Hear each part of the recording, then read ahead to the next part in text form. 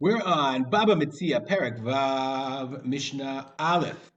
First Mishnah in the sixth chapter of Masechet Baba Metzia.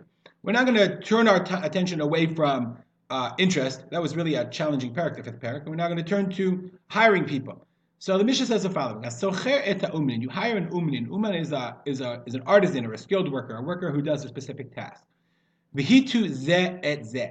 The word lehatot means from ta'a, to make a mistake. But lehatot means to cause another person to make a mistake. So it means each one, they cause each other hitu, they misled or caused to make a mistake each one. Meaning somebody messed up somebody else. Ein lahem ze al ze ela taromet. Then each one, ein lahem, so we always see in this language, ein does not have ella except. Not plus except is only. They only have a taromet, a complaint, meaning there's no monetary in this case. In the case described by the Mishnah, we'll soon see in the Bartanura there are two options. In the case described by the Mishnah, there's no financial recourse. All you have is a taromet. Taromet means you have a complaint.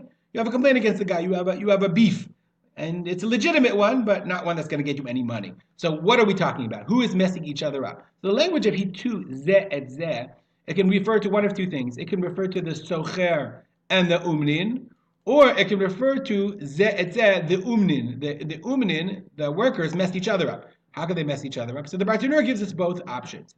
Okay, one option is echad mina umnin, one of the workers. Sheshalchu balabayit liskor et chaveirav. So the balabait is always the homeowner, the guy who's hired, the hiring. So the guy who's hiring, he found a bricklayer and he said, "Listen, I need to lay this wall. So go hire your friends." V'hit outam, and he messed them up. He misled them. The balabait said, "I'll pay 4 dinar per day." And this guy went and he hired them for 3 dinarim a day. And so like these guys, they find out at the end of the day, Balabait's paying them, and they're like, yeah, 3 a day. And he's like, 3? Oh, okay, great. I was going to pay 4. And look at the guy. What do you mean 4? The hasavur b'kabel b'shlosha. Right? The only reason they only have a taromet. They don't have a financial claim because they accepted 3. Meaning when the guy said, I'll pay 3, they accepted 3. They can say to their friend, the bricklayer, Leilach al timna tobi balav. Don't you hold, like you don't have this idea of holding back good. Why did you, this guy, you didn't make any money. Why did you say 3 instead of 4? That's one interpretation. Meaning they accepted 3, they were paid for 3, but he was willing to pay more. And so they have a taromet. Perush acher, second explanation. He too ze et ze, they misled each other. Meaning not ze et ze, not the umnim, but rather the socher and the umnim. Okay, why? Shechazru bahem. He hired them the day before to do bricklaying, and he's got a job to do. And they said, okay, they accepted the job. But then the chazru bahem, they changed their mind. They didn't want to hold up their end of the deal. So before they come to the job, and they're talking about before they start the work, they say, no, 3 a day, we're not going to do it. We'll do it for 5 a day. Oh, balabait chazar, or the homeowner changed his mind. He sends a message, I don't need you.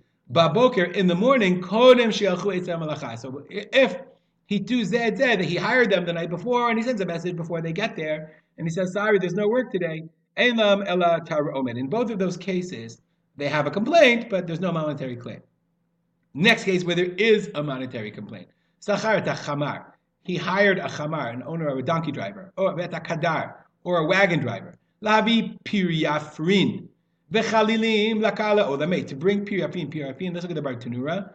Eitzim mishupim, slanted beams. Lasot a pirion. To make a pirion is a canopy, I think, or a chariot. Some kind of it was a wedding canopy. It's some kind of chuppah. They would build this huge thing. Okay. Or chalilim, or flutes, lakala o lamed, either for a wedding, or for lamed, or for a funeral. They would play the chalil, they would play the flutes at the funeral. So I want to make sure right. It says lasot a pirion, to make a pirion. I think is some kind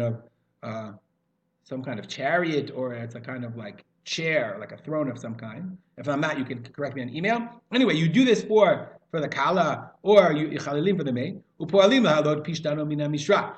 Pishtan is flax. Okay, when they would take pishtan. If you wanted to make linen, you would take the flax and you had to soak it. in order to, you had to soak it in this, you had to boil it out. And after a while it had boiled out, it got softer, so then you could spin it. Mishra is the pot, is this big pot. So you have to have somebody come and take it out. It's very heavy, very expensive. I guess you had to know how to, you had to know how to do it. Was it hot? It says, no, from the water, from the soaking water. If you left it too long, it would get rotten. Or any worker you're hiring, that if he doesn't show up and do the work, it's davar sha'aved. It's going to cause you a loss. So you hired the guy, and then they changed their mind before they came. Okay, they didn't come yet. They didn't start yet, because the next mission we're going to talk about when they started.